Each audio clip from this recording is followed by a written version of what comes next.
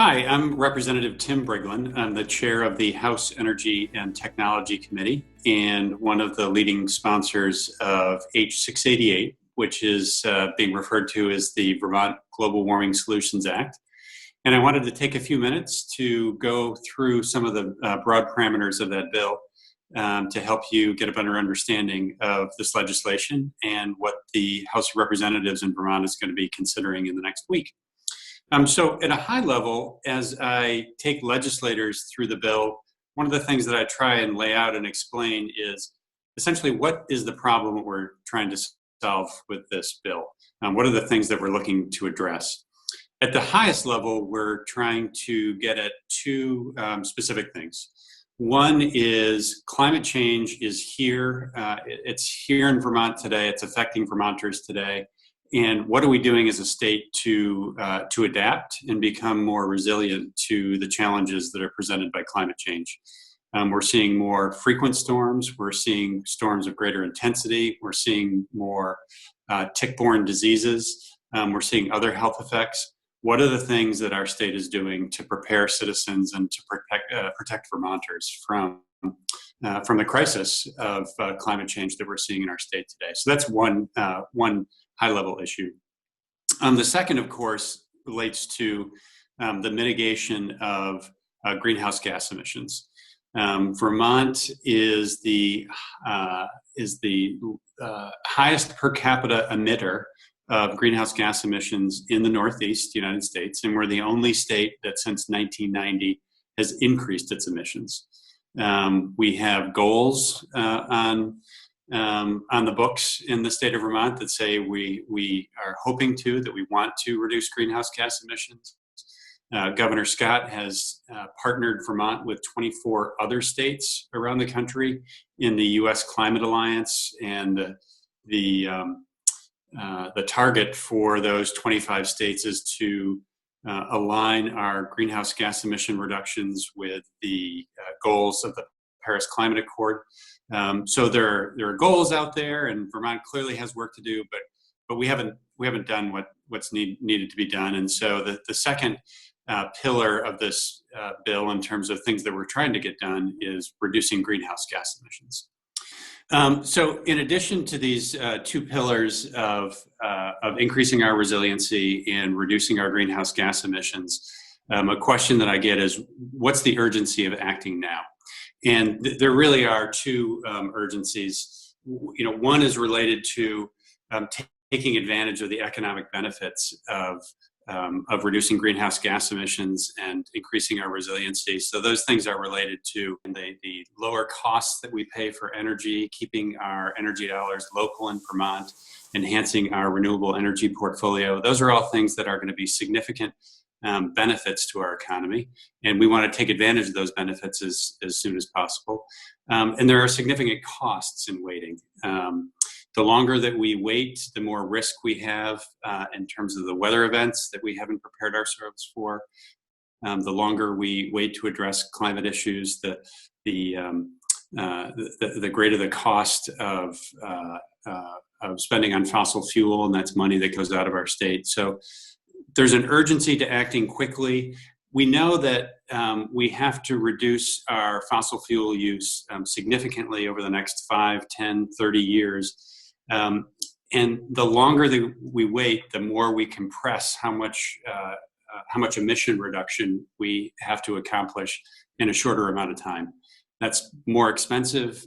It's a transition that poses more challenges to parts of our economy that had to make those transitions in rural areas and specific industries that are going to be challenged in making these transitions. So the sooner we act, the easier the transition and the more benefits that accrue to the Vermont economy.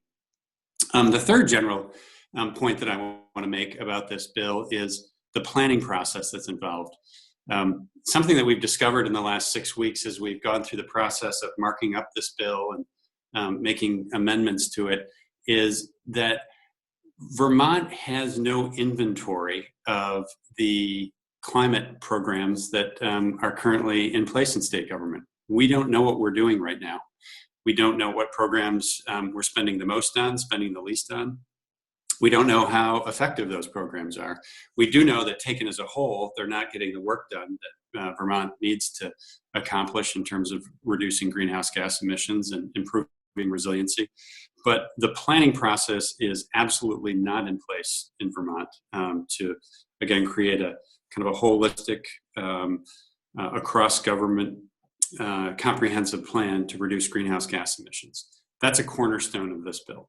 And then finally, I will say that currently in Vermont, we have no accountability for these goals that we've set for ourselves. It was in 2006, I believe, that Vermont put in statute goals of certain greenhouse gas emissions that we wanted to reduce over time.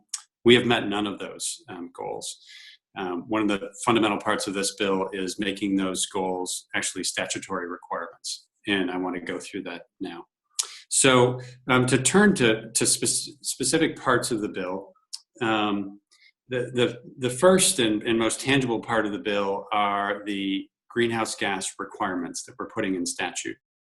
The first one is that by 2025, Vermont will meet the greenhouse gas emission reductions in the Paris Climate Accord. And those greenhouse gas reduction requirements are that we will reduce our emissions by 26% relative to how much greenhouse gas we emitted in 2005. And the second two requirements are in 2030 and in 2050. And by 2030, the requirement is that Vermont will reduce its greenhouse gas emissions by 40% relative to its 1990 emission levels. And by 2050, we'll reduce our greenhouse gas emissions by 80% relative to our 1990 levels. And those are not random numbers. Those are taken from Vermont's Comprehensive Energy Plan. It's a plan that we adopt every 5 years. The last plan was in 2016, and those goals are right there. So these are policy numbers that Vermont energy officials and policymakers are very familiar with.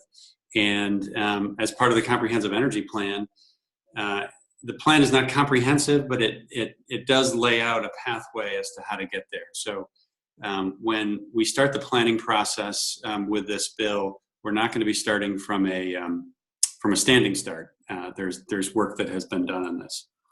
The second major part of the bill basically is part of the planning process, and it brings together a group of people from across state government, as well as some experts from across Vermont, some academics, some folks who are active in the environmental community, some folks who are experts in climate science and mitigation, and some people from different industries that are going to be affected by how this plan rolls forward.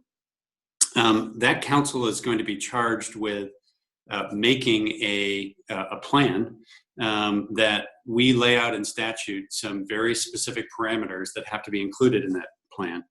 So for example, and I'll read a couple of these for you, the plan, it's required, as I've already mentioned, to address issues both related to climate resilience and GHG mitigation. The plan is required to minimize impacts on rural, marginalized, and low-income communities. We do know that, particularly rural and low-income communities in some parts of the state are going to have challenges in making some of these changes that are going to be required, and those are communities we have to look out for.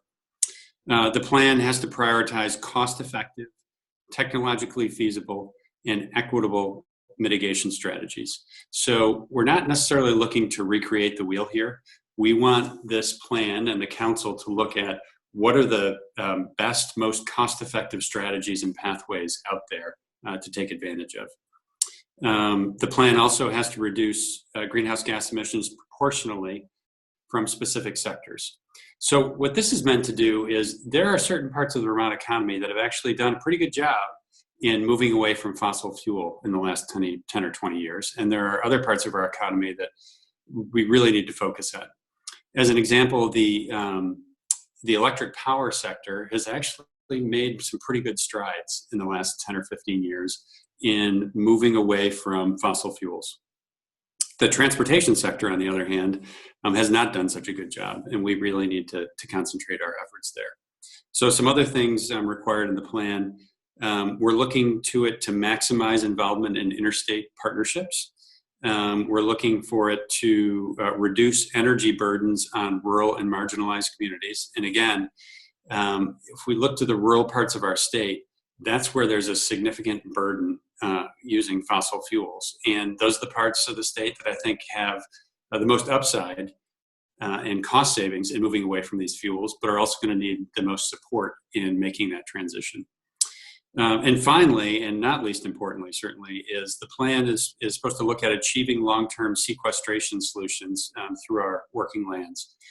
Vermont is blessed with a significant amount of agricultural land and a significant amount of forestry land. And we also have wetlands that have significant capability of sequestering carbon. We want to make sure that we take advantage of those natural solutions as we move forward with, again, sequestering carbon and drawing down carbon out of the atmosphere. So, finally, what I would say that this council and plan are required to do is they're required to come back to the legislature with additional statutory authority that is needed in state government to address these issues. So we know now, for example, that the Agency of Natural Resources has broad authority to regulate greenhouse gas emissions. And one of the things that's we're meaning to do in this bill is to make sure that A, the Agency of Natural Resources uses that authority, and B, that we focus them on particular strategies that we're trying to accomplish through the Global Warming Solutions Act. But there are other parts of state government that we want to make sure can join productively in the process of, again, increasing resilience and reducing greenhouse gas emissions. So we want the council and the plan to come back to the legislature with what additional statutory authority do we need to give different parts of state government, and then also there needs to be recommendations to the state legislature as to where to prioritize resources. What I've told legislators is don't think that you're going to cast a vote for the Global Warming Solutions Act and then we're done with climate policy in the state of Vermont. This is just the beginning. And one of the most important things going forward is how do we direct the resources of the state? What do we spend money on? What do we appropriate money to? What programs work best? And what should the legislature be supporting? And some of those recommendations critically are going to come from this planning process and from the council. I would say the next to the last most important part of this bill is the direction to the Agency of Natural Resources to promulgate rule to mitigate greenhouse gas emissions in the state. So as I mentioned, the Agency of Natural Resources already has broad authority to regulate greenhouse gas emissions, just like they have broad authority to regulate air pollutants in general. And we're looking for them to use it. In the legislative intent that's laid out in this bill and as part of the plan, we want to focus the power that the Agency of Natural Resources has specifically on certain strategies to reduce greenhouse gas emissions. And finally, I want to touch on the part of the bill. It's called the cause of action section, and this has certainly gotten a lot of attention from the governor and from the press, which is we are in this bill highlighting the ability of somebody in Vermont to bring to essentially sue state government in two circumstances. The first circumstance is in the event that the Agency of Natural Resources has not promulgated, has not made rule in the context of regulating greenhouse gas emissions as they're required to in this bill. We don't want to lay out a plan and require the Agency of Natural Resources to promulgate rule and to regulate greenhouse gas emissions and then not have it happen. So we're being very specific in this bill that a cause of action is for a citizen to come forward and sue if the Agency of Natural Resources has not come forward with these rules. And we're also being very specific as to if a court finds in favor of that citizen. It says, yep, Vermont hasn't done what it said it was going to do here.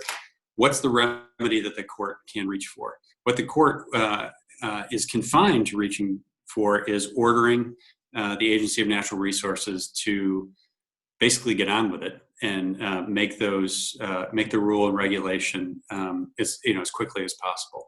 It's not about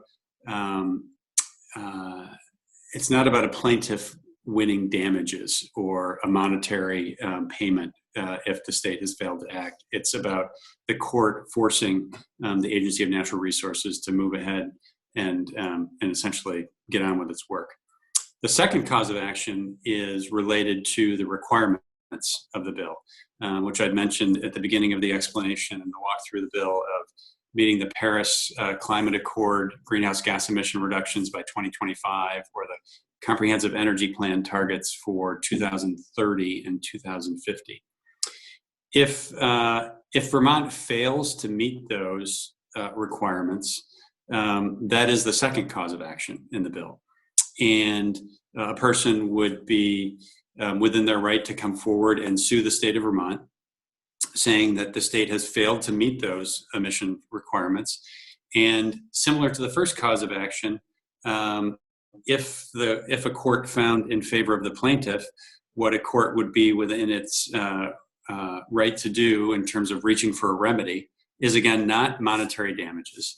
It's not as if the state would be on the hook for writing a check to a plaintiff, but instead the court would be ordering the Agency of Natural Resources to promulgate more rule and regulation to essentially make up that deficit where the rule and regulation has been deficient. So what we're trying to do here with this cause of action is to be very prescriptive, to be very narrow, give clear instruction to a court if there is a legal action that says, here are the levers that you can reach for to remedy this situation. And the idea is to give citizens in Vermont the power, if their government isn't acting quickly enough and isn't acting in an efficacious manner. In other words, reducing the greenhouse gas emissions as we're required to do. But it is also trying to give the court guidance so that they can rule quickly and in a focused manner, not necessarily to award damages. That's not what this is about, but to force the state to take action. That's the remedy we're looking for. So at a high level, that's what the bill does. It's my expectation is that it's going to be on the floor of the House of Representatives in the next week. And appreciate you listening, and thanks for your support.